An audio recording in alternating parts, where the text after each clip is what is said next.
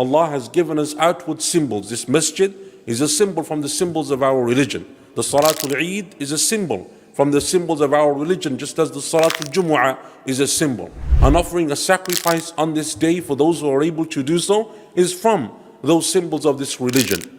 Allah Azza wa Jalla says in Surah Al-Hajj, in the context of Hajj and in the context of offering sacrifice on this day, ذَلِكَ وَمَنْ يُعَظِّمْ شَعَائِرَ اللَّهِ فَإِنَّهَا مِنْ تَقْوَى الْقُلُوبِ. And thus those who honor and magnify and glorify the signs of Allah, then that is a sign of the piety of their hearts. And the Prophet told us sallallahu alayhi wa sallam, مَنْ صَلَّى صَلَاتَنَا وَذَبَحَ ذَبِيحَتَنَا فَقَدْ أَصَابَ سُنَّتَنَا.